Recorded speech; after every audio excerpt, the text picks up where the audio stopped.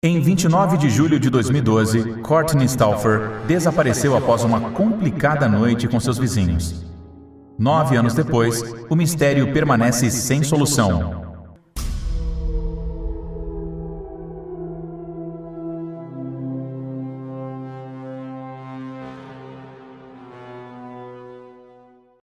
Harrisburg, Pensilvânia, Estados Unidos. Courtney Stauffer nasceu em 24 de abril de 1991 em uma grande família. Aos 14 anos, teve que viver o divórcio de Scott e Wendy, seus pais. Mas apesar disso, ambos deixaram suas diferenças de lado para o bem de seus filhos. E a família continuou prevalecendo a união.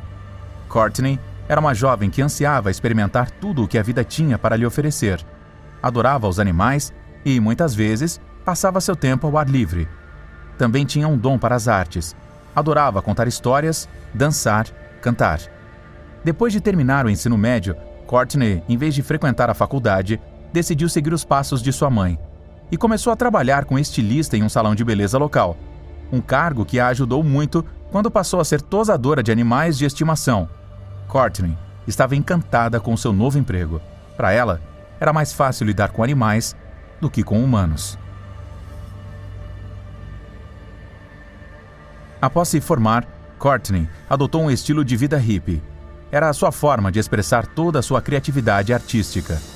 Também começou a fumar nessa época, um hábito que seus pais desaprovavam. Por conta disso, Courtney nunca fumava quando estava com eles.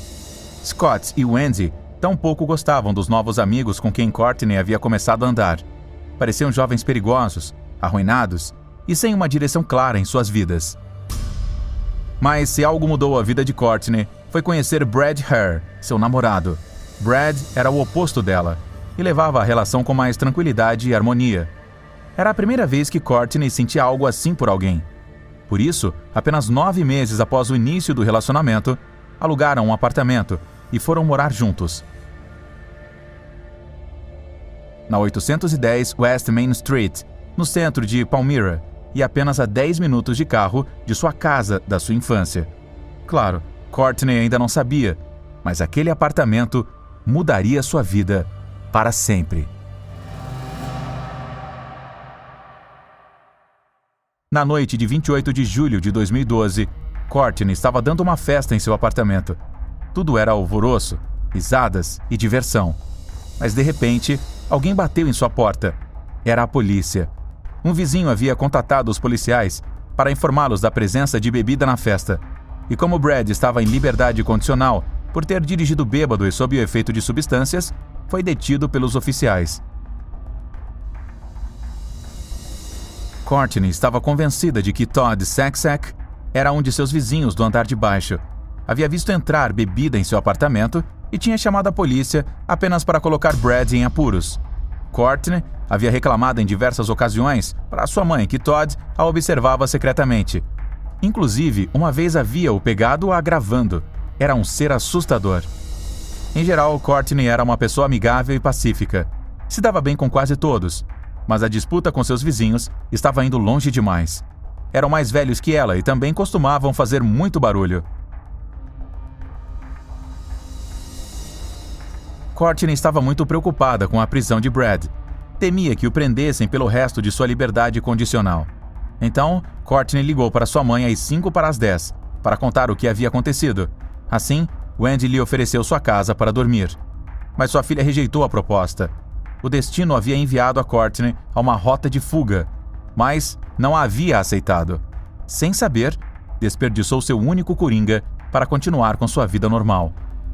E se ela tivesse dormido com sua mãe naquela noite, a história de Courtney Stauffer teria sido completamente diferente. Depois de falar com Wendy, Courtney ligou para Cody Pruitt, um conhecido seu de 29 anos. Durante a ligação, os dois concordaram de encontrar-se na Gas Station, um bar próximo. Já no local, Courtney começou a beber e beber como se não houvesse amanhã. Estava muito angustiada. Precisava desabafar. Pouco depois, Courtney e Cody se juntaram com Milton Rodrigues e outros amigos.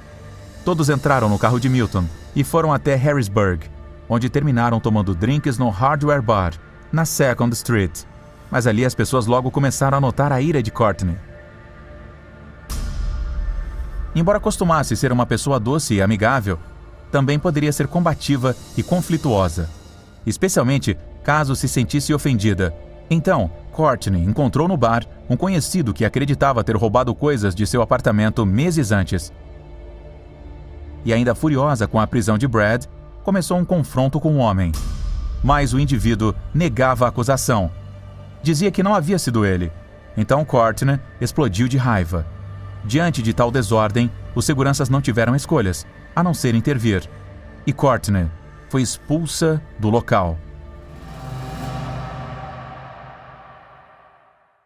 Enquanto ela se viu obrigada a sair, os demais permaneceram no local. Assim, Courtney enviou uma mensagem de texto para Cody e Milton, pedindo que a levassem para casa. O grupo então dirigiu de volta para Palmyra. Milton desceu em sua residência, e Courtney pediu a Cody que a deixasse no bar em que haviam estado anteriormente, para pegar seu carro. Embora estivesse bastante bêbada, Cody concordou com seu pedido, mas a seguiu com o carro até seu apartamento, para garantir que chegasse em casa em segurança. Por volta das 3 da manhã, Courtney parou seu carro onde costumava estacionar, fechou as janelas e saiu em direção à sua casa. Cody a seguiu enquanto subia as escadas até o segundo andar. Mas quando Courtney já estava chegando, percebeu que a porta de seu vizinho e arqui-inimigo Todd estava aberta e pôde ver várias pessoas ali festejando. Mais uma vez, a raiva tomou conta de Courtney e correu escadas abaixo. Estava fora de controle. Cara a cara, Courtney começou a gritar com Todd. Estavam prestes a sair na mão, mas Cody entrou no meio a tempo, antes que as coisas piorassem. Naquele momento, Janice e Rich, seus vizinhos de baixo, saíram para ver o que estava acontecendo, e vendo tamanha alteração, chamaram a polícia. Em seguida, os policiais voltaram novamente ao local. Era a segunda vez que estavam ali em menos de 6 horas. Levaram quase 45 minutos para encerrar a discussão e permaneceram em cena até que todos estivessem completamente acalmados. Dessa forma, os agentes pediram aos vizinhos que voltassem para suas respectivas casas. E foram avisados de que, se fossem chamados pela terceira vez, naquela noite, seriam detidos e levados para a prisão. Inicialmente, parecia que a ameaça de prisão havia funcionado. Tudo estava em silêncio. No entanto, Courtney ainda estava com raiva. Embora Cody continuasse tentando acalmá-la para que esquecesse o assunto, a jovem não estava com humor para ir dormir. E em poucos minutos, começou a pisar forte no chão do apartamento, gritando o quanto odiava seus vizinhos. Então, às 4h30, Todd chamou a polícia novamente, para denunciar os gritos incessantes de Courtney. Mais uma vez, os oficiais foram deslocados para a residência, mas ao chegar, tudo estava escuro e silencioso. Bateram na porta de Courtney, mas ninguém respondia. Tocaram a campainha de Todd e nada. Parecia que finalmente haviam adormecido. Então, os agentes deixaram o edifício. Mas não está nada claro o que aconteceu entre as 4h30 e 7h30 daquela madrugada. Mas em algum momento, durante essas 3 horas, Courtney desapareceu e nunca mais foi vista. Às 7h30, Cody acordou para trabalhar, mas Courtney não estava mais ao seu lado. O jovem saiu do apartamento e parou em uma padaria local para tomar café da manhã. Ali, enviou algumas mensagens para Courtney, dizendo que havia saído para o trabalho e que se falariam mais tarde, mas nunca obteve resposta. Courtney tinha feito planos naquela tarde para encontrar-se com seu irmão na feira do condado de Lebanon. Costumavam ir juntos todos os anos, e era uma celebração pela qual Courtney esperava ansiosa. Mas quando não apareceu, seu irmão não deu tanta importância. Ainda estava chateada com a prisão de seu namorado Brad e precisava ficar sozinha. Sua mãe, Wendy, ligou para Courtney várias vezes naquele dia, mas tampouco obteve resposta. A princípio, supôs que estivesse dormindo o dia todo, mas na manhã de segunda-feira, quando soube que havia faltado à feira, começou a ficar seriamente preocupada e decidiu ir até o apartamento de Courtney para visitá-la. Do lado de fora, tudo parecia normal, Seu carro estava estacionado no lugar de sempre e nada parecia fora do lugar. Então bateu em sua porta, mas ninguém saía. Então empurrou a porta principal e descobriu que estava aberta. Já dentro da casa, Wendy viu as chaves de Courtney, onde sempre as deixava. Seus sapatos no lugar, o ar-condicionado ligado, a televisão ligada e sua carteira e celular em cima da mesa. A única coisa que faltava era Courtney.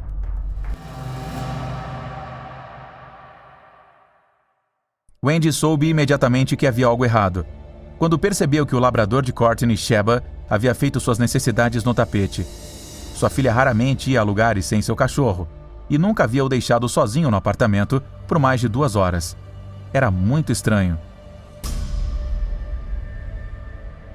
Ao desbloquear o celular de Courtney, Wendy viu que tinha 18 chamadas perdidas e várias mensagens de texto.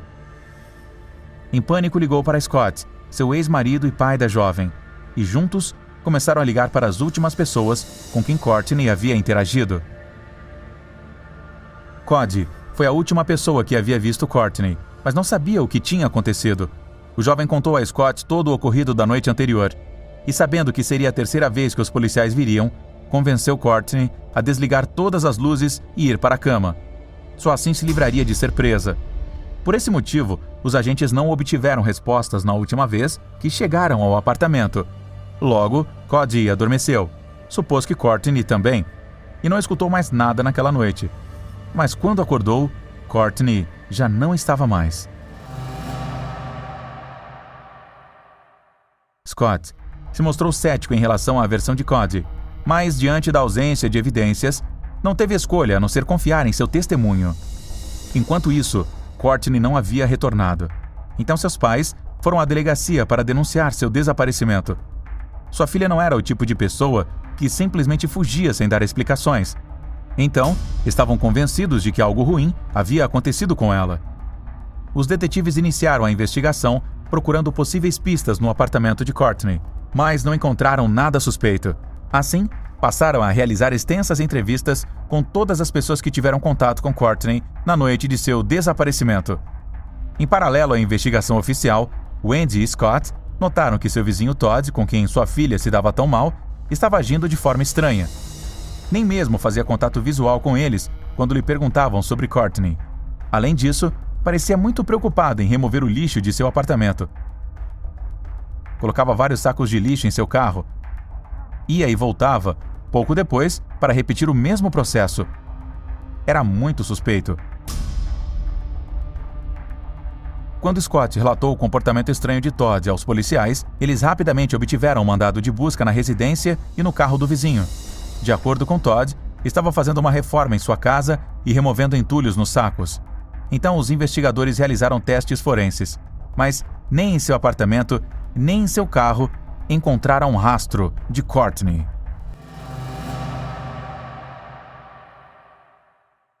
Janice e Rich, o casal vizinho que morava abaixo de Courtney, também foram investigados, e os agentes fizeram buscas em sua residência e seu veículo, mas também não encontraram nenhuma evidência contra o casal. Na verdade, para Janice e Rich, todo o assunto do desaparecimento era um pesadelo. Muitas pessoas os consideravam culpados e se sentiam tratados de forma injusta. A partir daí, ambos continuaram cooperando com a polícia e a mídia, com a esperança de serem novamente aceitos por vizinhos. Totalmente o contrário de Todd, que havia contratado um advogado e se recusou a falar publicamente sobre o caso. Assim, os detetives passaram a interrogar Cody e seu amigo Milton, mas suas versões da história permaneceram as mesmas, e em suas casas também não encontraram nada que os ligasse ao desaparecimento. Ainda assim, os investigadores deram uma atenção especial a Cody, já que havia sido a última pessoa a ter visto Courtney. Cody lhes disse a mesma coisa que havia dito a Scott, que havia saído do apartamento às 7h30 e que tinha ido tomar o café da manhã em um lugar próximo, algo que foi confirmado com as imagens captadas pela câmera de segurança da loja. Cody também se submeteu voluntariamente a um teste de polígrafo, mas suas declarações mostravam sinceridade. Assim, tanto ele quanto Milton foram descartados como suspeitos. A polícia então passou a rastrear o homem com quem Courtney havia discutido no Hardware Bar. O homem era um conhecido traficante de drogas, mas insistia que não tinha nada a ver com o desaparecimento de Courtney. E tampouco havia roubado itens de seu apartamento. Além disso, tinha um álibi, já que naquela noite havia dormido na casa dos pais. Mas o conhecimento de que Courtney estava associada ao tráfico de drogas levou a investigação a um rumo novo e sombrio. Devido a essa descoberta, começaram a surgir boatos de que Brad, seu namorado, havia estado vendendo substâncias em seu apartamento e que esse esconderijo tinha sido motivo do roubo que Courtney havia relatado. Também houve especulação com a ideia de que Brad devia dinheiro a alguém e que tinham vindo ao apartamento para cobrar a dívida. Mas como Brad estava preso, Courtney foi levada em seu lugar. De sua parte, tinha um álibi claro na noite do desaparecimento, já que se encontrava detido, mas se mostrava igualmente relutante em cooperar com a polícia, já que havia tido problemas suficientes com a lei e não queria ser preso novamente. Ironicamente, depois de quebrar sua liberdade condicional, Brad ficou preso por apenas uma semana, ao contrário dos 4 anos que Courtney acreditava que o aguardavam.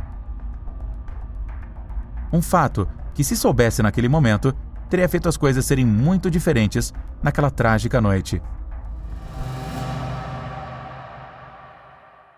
Meses depois, Jennifer Ballister, uma conhecida de Courtney, se apresentou diante de Scott, lhe garantindo que sabia o que havia acontecido com sua filha. Jennifer havia escutado uma reveladora conversa entre 2 homens. Diziam ter ido ao apartamento de Courtney para procurar substâncias e que, após uma alteração com ela, acabaram com sua vida. Haviam enrolado seu corpo em um tapete e o jogado no Lago Memorial, a 24 quilômetros do apartamento. Scott acreditava que a versão oferecida por Jennifer era perfeitamente confiável. Então, os investigadores concordaram em realizar uma busca no lago. Para isso, utilizaram um sonar, mergulhadores e cães farejadores. Mas não havia sinal de Courtney na água. Scott e Wendy se sentiram aliviados. Queriam encontrar Courtney, mas queriam encontrá-la viva. Em abril de 2017, Courtney estava desaparecida há quase 5 anos, e a recompensa pelas informações sobre o caso já era de quase $100 mil, algo que levou a crer que o testemunho de Jennifer era falso e que apenas pretendia receber o dinheiro. Embora o caso tenha recebido atenção nacional, não surgiram novas pistas. Os detetives continuaram a revisar cada pista que encontravam, em busca de algo que poderiam ter deixado passar. Mas apesar de seus incansáveis esforços, nunca foram capazes de encontrar qualquer evidência que indicasse o que aconteceu naquela fatídica manhã com Courtney.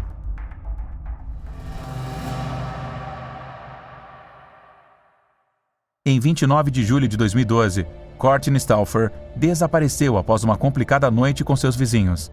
9 anos depois, o mistério permanece sem solução.